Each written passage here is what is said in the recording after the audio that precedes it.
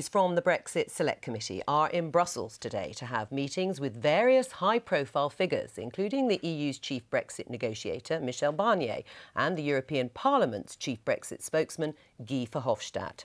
Mr Verhofstadt popped up on the Andrew Marr show yesterday and made some comments that won't have gone down all that well with some people on this side of the channel.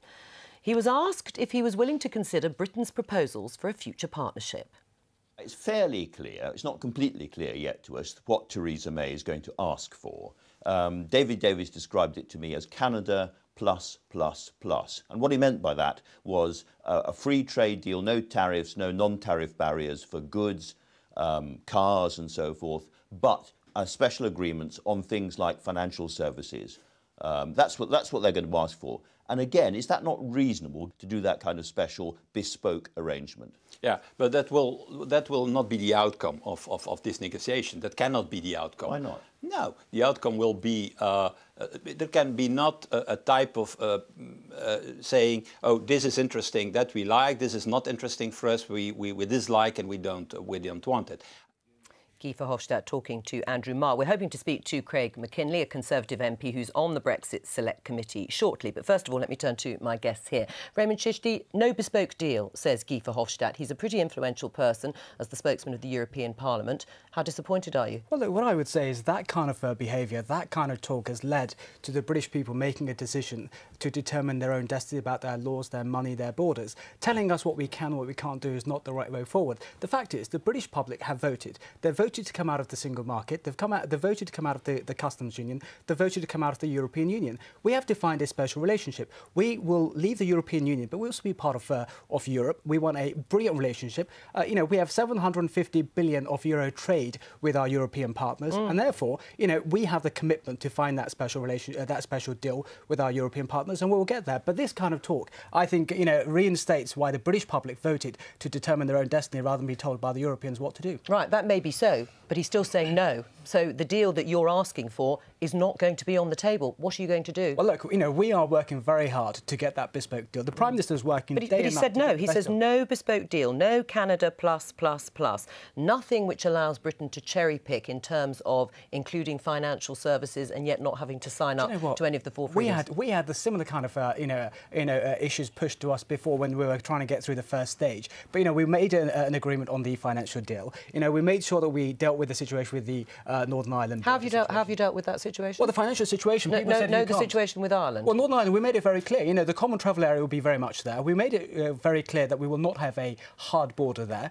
We made it very clear the Good Friday Agreement will stay in place. But how do you do that if Britain is outside the customs union? Well, we made it very clear those are our core principles, which we will not move away from. Those negotiations now will take place in relation to detail, but our principle, having a non-hard border with Northern Ireland, is absolutely to the heart of it. Everybody is committed to that, but how do you achieve it if you're not part of a customs union when there would have to be checks on goods and rules of origin? Well, the way we achieve it is we have a brilliant team negotiating on our behalf with the Prime Minister, a brilliant Secretary of State for Brexit, and I know, having got through the first stage, which people said we would not do, we did it, we'll get through the second stage too. Louise, what do you think of Raymond Chishti saying it's that kind of language, that sort of telling Britain what it can and can't have, that led so many British voters, 17.4 million people, to vote to leave? I think it's that kind of attitude, I'm afraid to say, Raymond, that has led the position of the European Commission and of the European Union to take such a hard-line approach to our negotiations. Oh, so you do think it is a hard line? I think that is quite a hard line because, quite frankly, every other country has some kind of bespoke deal with the European Union. Turkey has their own customs union with the European Union. Norway is in the single market, but not the customs union. Yeah, but they're in the single market. Britain doesn't want to be in the single market. No, but Jersey is in the customs union, but in the single market in relation to goods, but not services. So every other partner has some kind of bespoke deal. So I think it is unlikely that Britain will not get a bespoke deal of that description. But I think the approach to negotiations from the Tories, and I have to disagree, you do not have a fantastic Secretary of State negotiating Brexit, has pushed the pure... We got through the first stage. But you guys said we would not get through the first stage. But that first stage, Ireland and European Union are interpreting that as membership of the customs union and of the single market. And quite frankly, I agree, it is very difficult to envisage how we can guarantee no hard border without membership of the customs union or a customs union. And is that what Labour's policy should be? Labour's policy has always been never to remove the customs union from the negotiating table, and it is the Tories' ideological approach to the Brexit negotiations that has slowed up progress on all these talks and has led to this really quite difficult negotiating stance from both sides. Oh, we're going to go to Craig McKinney in just a moment, but just to be clear, do you want Jeremy Corbyn to state categorically that Labour supports a position of Britain remaining in a customs union with the EU? I think our position should remain as it is, that we are not taking the customs union off the negotiating table, that we would be happy to remain members of the customs union, we would be happy to negotiate a separate customs union, but nothing should be off the negotiating table for terms of ideological... Out of single market, out of customs union, outside of jurisdiction of the ECJ. We have never said we should absolutely be out of the customs union. So you're saying from the customs union position was in your manifesto to say that you would come out of the... you would stay in the customs union. We have always said it should not be off the negotiating table. That's a different thing. Well, that's the the public have. I'll come back. I'll come back to this in just a moment. But Craig McKinley is now there. You may or may not have heard Guy Verhofstadt. We played a piece from the interview yesterday with Andrew Marr, where he says there will be no bespoke deal, no Canada plus. What do you say to that? Well, we seem to be getting mixed messages. I'm sorry to be a little late. It's been a meeting with Monsieur Michel Barnier, and it seems like, lots is on the table, but we do seem to have this rather rigid view that there has to be one model or another. It can't be bespoke. It has to be either like Canada. Canada was mentioned rather a lot, perhaps with some extra bits on security, very much outlining the Prime Minister's Munich speech. So, I honestly feel that the EU needs to be a little bit more flexible, a lot more flexible actually, to accommodate Britain, because what we're forgetting is that we had a referendum. That referendum was to regain control of our borders, our money and our laws, and that has to be respected. And the EU needs to realise that we have a huge trade deficit with the EU. Right, it is in their interest to get a very good deal for their own citizens in their own country. Well, you say the EU needs to do this. How are you going to persuade Guy Verhofstadt? You've met Michel Barnier, the chief negotiator. I'm meeting Mr Verhofstadt in an hour. Right, and what are you going to to say to him when he says the UK will not have a final deal which would see different arrangements for different sectors of the economy? There won't be special dispensation for financial services. He says it's impossible. So how will you persuade him to move significantly on his position? Well, I think we end up not really knowing who the controlling mind is here. We seem to have Verhofstadt saying slightly different things from Monsieur Barnier, and who knows what the EU27 are actually thinking. I got the impression today with Monsieur Barnier that he is worried that the 27 countries will not be moving together as one. I think that's very much a fear because, Germany has a huge trade surplus with the UK. There are 2 million German jobs reliant on the UK market.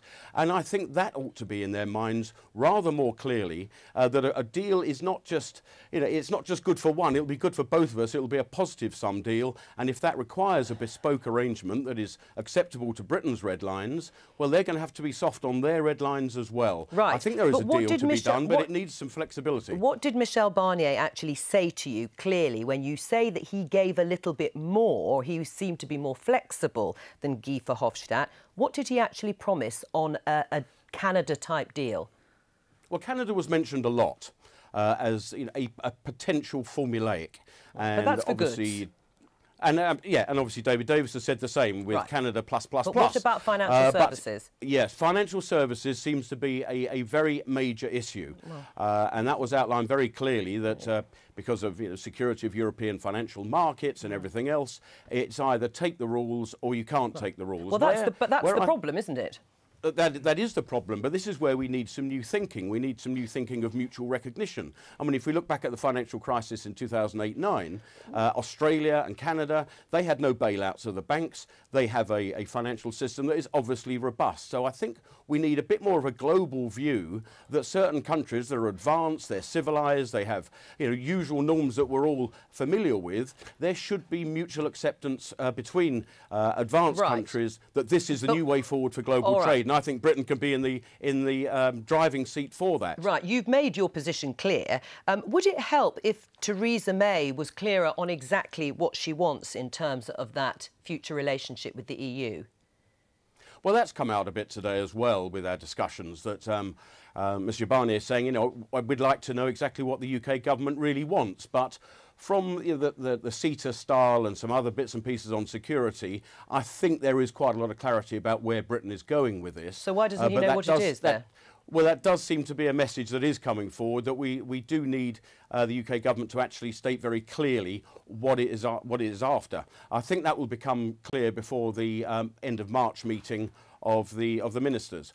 So I think the next 6 weeks are going to be very, very important, and I'm sure there will be clarity coming forward from the UK government. But it is needed. I'll accept that. Right. I mean, Guy Verhofstadt said it's also not acceptable to alter freedom of movement rules during the transition, the so-called transition implementation period. Do you agree with that?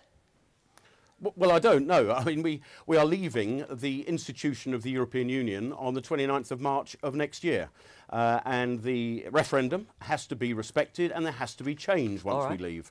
It seems rather ridiculous, and it's been mentioned before, the vassal state situation that we could find ourselves in as rule takers, new rules coming forward, we're applying all those, we have freedom of movement exactly the same as there is today. That, I'm afraid, will not be fulfilling that referendum, so things have to change after exit day, and I think the PM is quite right with her red lines that she's put forward.